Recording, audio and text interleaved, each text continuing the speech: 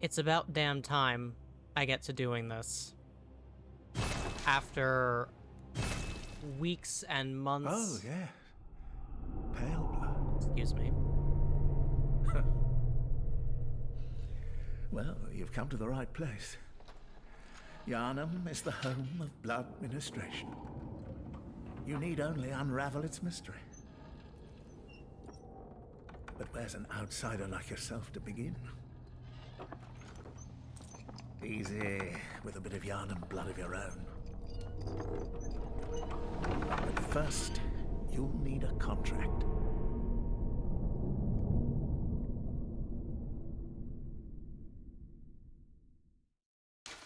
As I started saying, after weeks and months of just real-life shenanigans and technical fumbling, I've been having this issue where the audio just really likes to crackle and pop at the worst times. I think it's doing it now.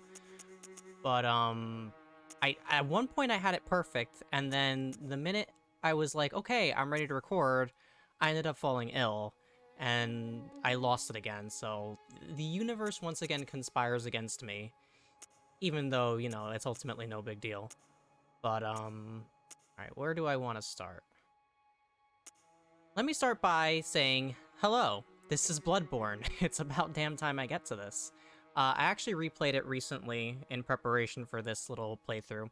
I had only, up to this point, beaten it once. So now I've beaten it twice, I guess.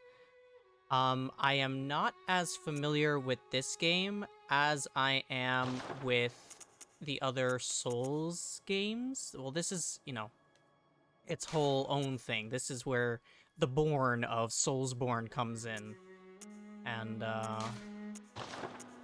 it's a very, very, very good game. I will get that out of the way. It's kind of short, at least from when I played it recently, but I probably missed a lot of stuff. I also don't have the DLC. But, you know, I will reserve further judgment until another complete playthrough has been done. I can't even find the words to say. I'm just like, ooh, Bloodborne. Yeah, I picked this up for, like, a practice run, and then I found myself just, like, addicted to it. So that should speak volumes about the quality of the game. Let's just go with this foppish hairstyle. We randomize the face a little bit. Let's go this one, then similar face. This one, then... whatever, that's fine. I don't really want, like I said, I don't want to spend too much time in the character creator. It's not gonna really matter much. Yeah, that's right, you can slap some glasses on. If you want, of course. I'm not gonna do that.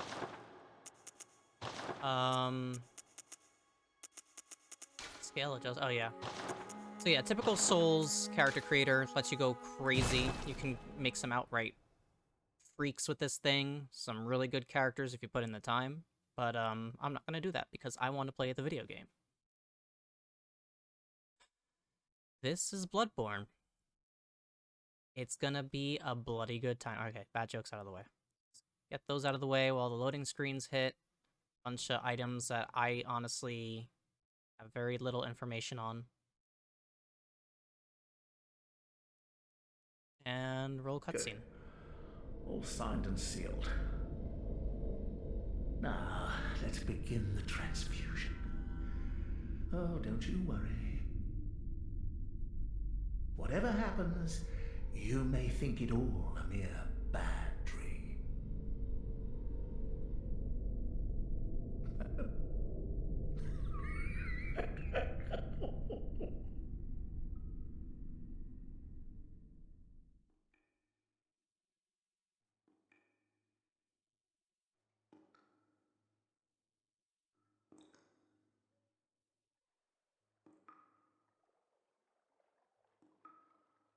So clearly some time has passed, and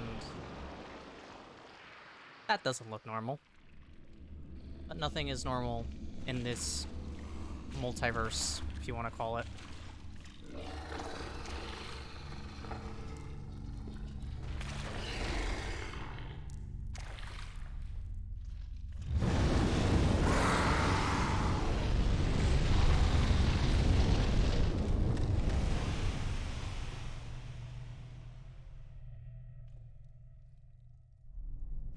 Oh, that was lucky. That, not so much.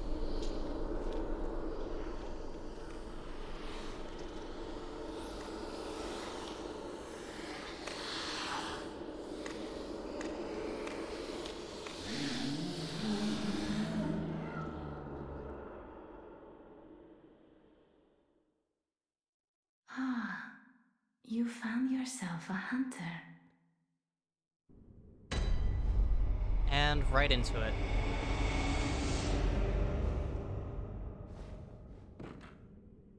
Alright. For the third, fourth time I say it, welcome to Bloodborne. This game is trippy. It's not open from this side. Well, let's get moving, shall we?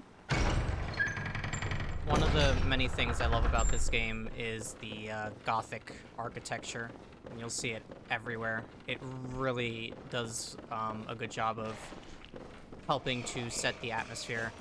There's this Pupper McDogger here. Steal a nickname. But as you can see, I have no weapons, so my karate chops are extremely ineffective. I could kill it, given enough time and patience, but I'm not gonna do that. I'm gonna keep running because he came after me. I was not prepared for this. Please, good sir. Please. Please. I don't wish to engage. Here we are in central Yharnam. There's a man with an axe there and a torch, and I'm gonna avoid him. There's also more people here. That's fine. You just keep swinging, buddy. I've incited the mob. So, in true Souls fashion, the outset of the game, typically, you suffer your first death, and then you get a whole, like, oh yeah, here's how everything works thing. I'm being a little difficult today, and I'm actually going to not take that approach. Or at least avoid it if I can. And instead, use the game's equivalent of a bonfire, which are these lamps. They work very different from bonfires, however, in that you cannot rest at them, and you cannot warp from lamp to lamp. So, already, off the bat, different rules.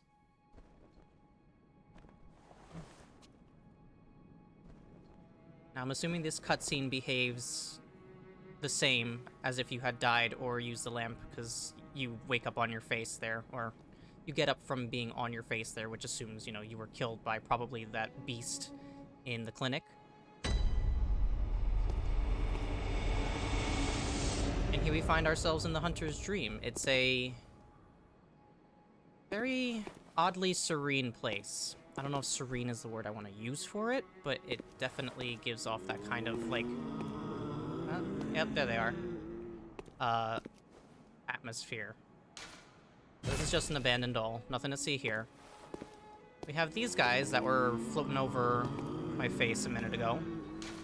Messengers offer you a trick weapon. Choose one. Trick weapons are wielded with the right hand and employed in beast hunting. So, we have the saw cleaver, one of the trick weapons of the workshop commonly used in the hunting business. This saw, effective at drawing the blood of beasts, transforms into a long cleaver that makes use of centrifugal force. Centrifugal.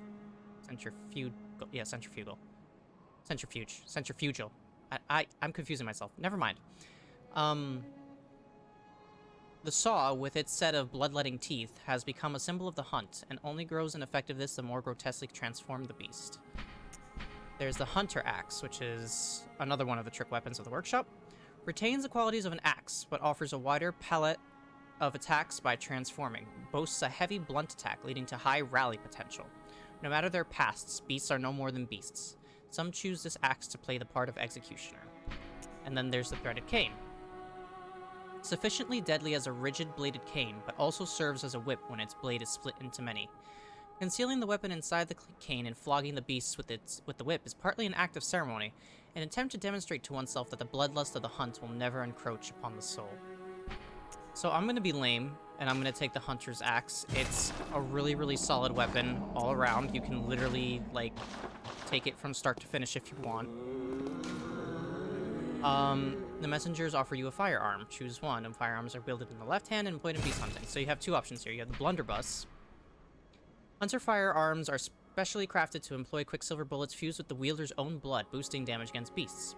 The impact of this highly effective weapon counters beasts' swift movements, and its widespread is nigh on guaranteed to hit the mark. And then there's the pistol.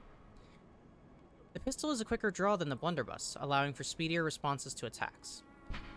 So I am going to take the pistol. The blunderbuss acts in many ways similar to a shotgun. This is a notebook. This is an online item, which I'm not going to make use of, given that I am in offline mode, because I lack the PS Plus right now. Aha! You must be the new hunter. Welcome to the hunter's dream. This will be your home. For now, I am... Gammon. Friend to you hunters. You're sure to be in a fine haze about now, but don't think too hard about all of this. Just go out and kill a few beasts. It's for your own good. You know, it's just what hunters do. You'll get used to it. This was once a safe haven for hunters. A workshop where hunters used blood to enhance their weapons and flesh. We don't have as many tools as we once did, but you're welcome to use whatever you find. Even the dog, should it please you. I don't know what you're suggesting there. This will... Yep. Alright. So, as I was saying, the blunderbuss is more of a close-range shotgun. The pistol has a little bit of range. Ultimately, they are both used for parrying, which I will try and pull off at least once in this playthrough. I'm not very good at it. To escape this dreadful hunter's dream, halt the source of the spreading surge of beasts, lest the night carry on forever. So we got a little bit of... Well, we got a few gravestones here. Holy chalice is required to conduct a ritual. This is a shop. You can buy some items. We got blood vials, quicksilver bullets, Molotov cocktails, and pebbles. And we also have some gear that I cannot buy because I lack the blood echoes. But that shop will expand as the game progresses. Over here, just a nice little path. It's actually tutorial notes. Trusting your notes with the messengers will allow... Yeah, so the notebook and stuff is like the soapstone. You have gestures here. I'm assuming that to do the gestures, you have to like swipe on the touchpad or perform some kind of motion with the controller. I've tried doing that before. I think I only got it to work once. So we won't be seeing a lot of gestures, to say the least. Even though there are a couple good ones. And one more thing before I head out. Actually, you know what? We'll do it live. So, this is how warping works. You have to come back to the Hunter's Dream, go to one of these gravestones, or headstones, whatever you want to call them. Same thing, really. And, pick where you want to teleport to. It's a little bit clunkier than Souls, but it's...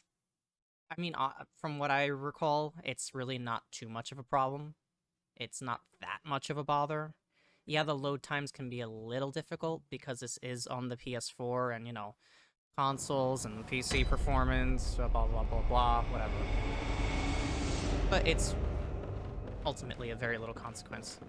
I'm gonna run up here and say hello to an NPC that I forgot existed the first time. Or actually, not even forgot existed, didn't know existed the first time I played this game. Are you out on the hunt?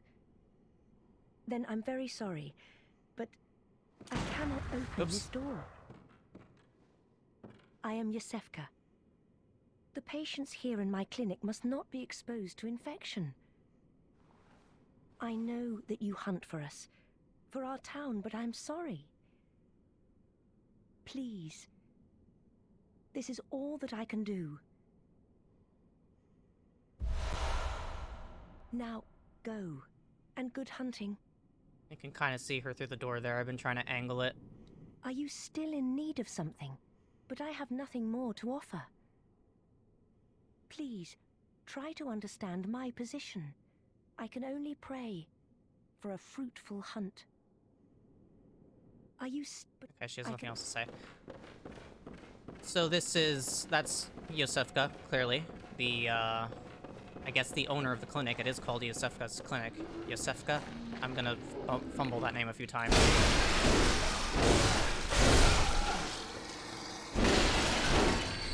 And we slain our first beastie.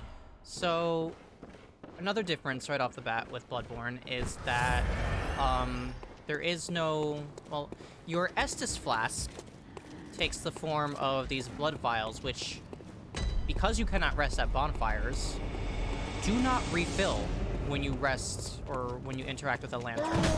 Instead, they are consumable items you can only carry a set amount of at a time, which I think is intended to promote more offense. This game is all about offense, being, you know, aggressive. And, you know, less time kind of just feeling out an area, healing up, going back to the bonfire, doing it again, you know, etc., etc. This game wants you to go. There's a very, like I said, there's a very aggressive air about it, and it does take some getting used to, because I struggled a lot. I am someone who relies on the bonfire Estus refill to, you know, feel out an area and then go take on the boss. Oh, you must be a hunter, and not one from around here either. I'm Gilbert, a fellow outsider. You must have had a fine time of it. Yharnam has a special way of treating guests. Well, I don't think I could stand if I wanted to, but I'm willing to help. If there's anything that can be done, this town is cursed. Whatever your reasons might be, you should plan a swift exit. Whatever can be gained from this place, it will do more harm than good. Pale blood, you say? Never heard of it. But if it's blood you're interested in, you should try the Healing Church. The church controls all knowledge on blood ministration and all varieties of blood. Across the valley to the east of Yharnam lies the town of the Healing Church, known as the Cathedral Ward. And deep within Cathedral Ward is the old Grand Cathedral, the birthplace of the Healing Church's special blood. Or so they say. Yharnamites don't share much with outsiders. Normally they wouldn't let you near the place, but the hunt is on tonight. This might be your chance.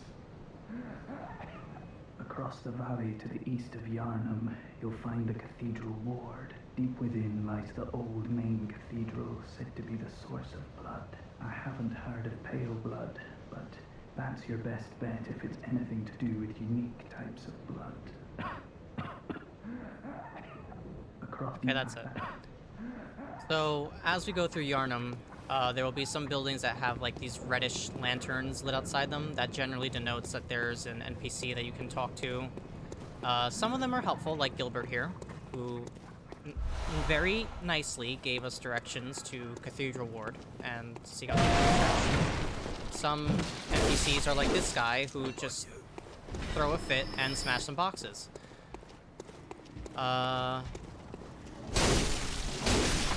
Just gonna cleave our way through some of these enemies here. This guy has a wooden shield, it's not very effective. Some Molotov cocktails, which can put into the quick item slot here. And, I mean, they're fire bombs, you know what they are. You throw them, they explode, they burn. They're fire bombs. Some blood vials here, and then drop down here.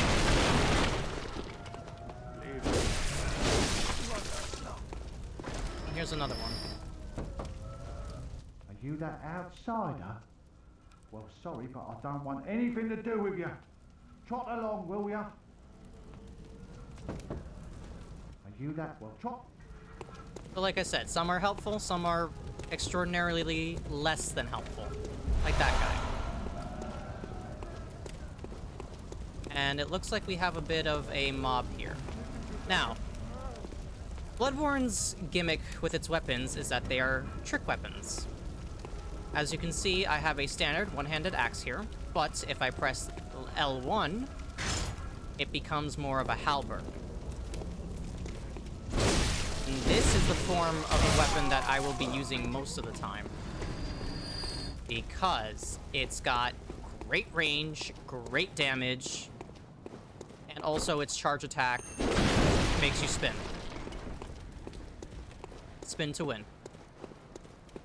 So I'm gonna pick this item up, and then I'm actually gonna double back because there is a lever here to open up this gate, which connects right to the clinic.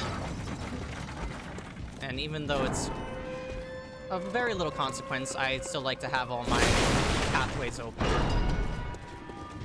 Another reason why I like the axe a lot is because it helps me keep a rhythm on these big guys.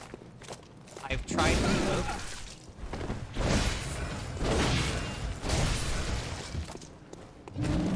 I tried the saw cleaver once, and I could not take these guys out with that weapon for some reason.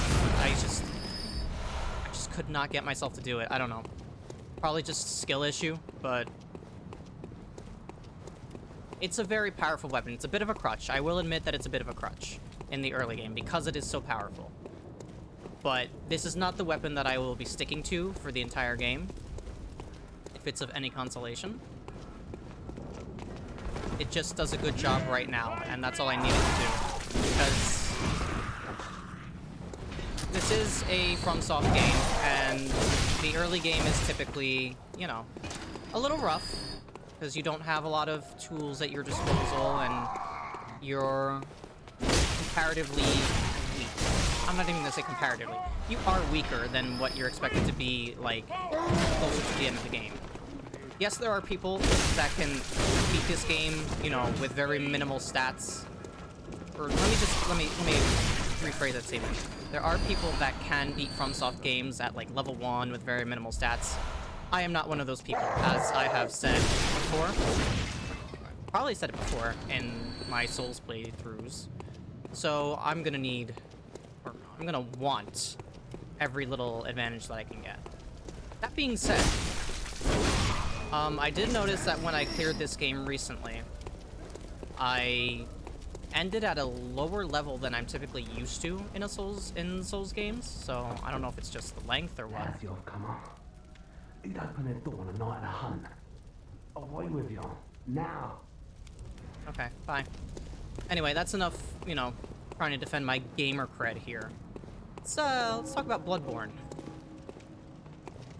Alright, there's a whole mob here, and I do not want to incite them all at once, if I can help it.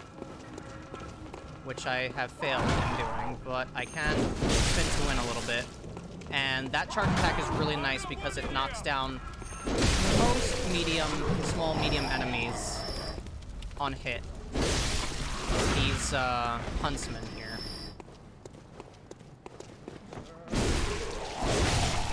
Right now it does cost all of my stamina, but it's very nice to be able to clear, you know, a group of enemies.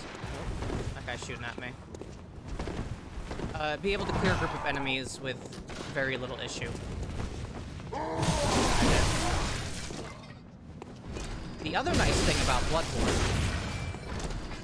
is that when you get hit, there is a mechanic called Rally, where if you deal damage to an enemy within a certain window of you having been hit, you can regain the health that you lost, which is another way that the game promotes being aggressive. You know, you don't have to really worry about losing too much health if, while you remain on the offensive, you can just get it back. There are a couple of limitations to that, though. You can only regain the health that you lost based on the last attack that hit you. So if an enemy hits you twice in succession, you will only be able to recover the health that you lost on the second hit and not the first hit. I believe that the amount of health you restore is based on certain stats, not necessarily the amount of damage you inflict. However, ripostes, or visceral attacks, as they are called in this game, will restore 100% of the health that you lost. So it's a bit of a neat system, actually. I'm not even gonna call it funky. It's cool, and I like it. Well, there, I just got shot. I'm probably gonna lose that health because I'm not gonna be able to smack this guy in time. Yep. I'm gonna have to pop a vial. The vials are also percentage-based restoration, I think. I have not particularly experimented in great detail. Here's another one of those infamous FromSoft dogs. There you can see my health decreasing as I take subsequent hits, meaning less health that I could have restored in combat.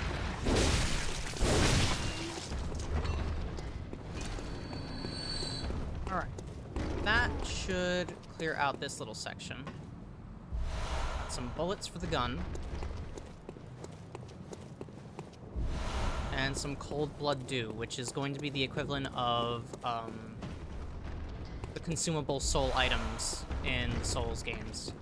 Pop one, get some souls, or as they're called in this game, blood echoes, because everything is blood. It's called Bloodborne, after all. And you spend them. They're your currency, they're your experience, you know. If you know Souls games at this point, you know the drill. Just different name, same function. Which, no big deal. Give it a little bit of flavor, you know? There's people having a good time back there. And there's this big guy here. But he counts as a medium-sized enemy, so I can just spin and knock him down. That's not gonna hit. Are you just gonna stare at me? Hi. Are you okay? Yes, oh. Okay, he woke up. I don't know how we traded there. I didn't even see him swing, but whatever. That was a little odd interaction, but whatever. And there's a torch, which I can equip in the offhand. Now, I do have to go back to the one-handed form of the axe to use the torch. Oops. And, since L1 configures the state of the trick weapon, I can't just hold the torch out to light my way. Instead, it's used for more of, you know, some very basic lighting and as a potential attack. Some enemies in this game hate fire and will back away or, like, freak out if you light them on fire. Anyway, let's see what's going on over here. I don't reckon you're from round here. Well, stuck outside on a night of the hunt. Oh, you poor, poor thing.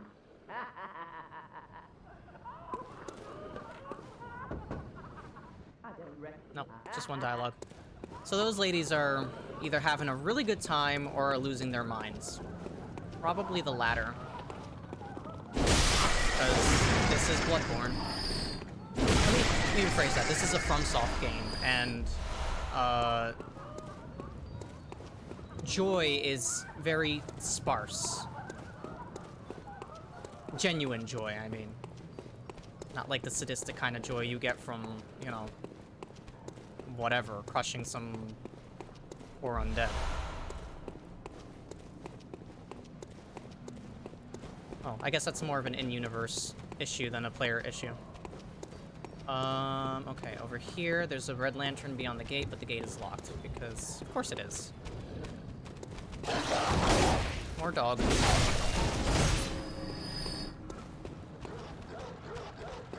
Okay. Ouch.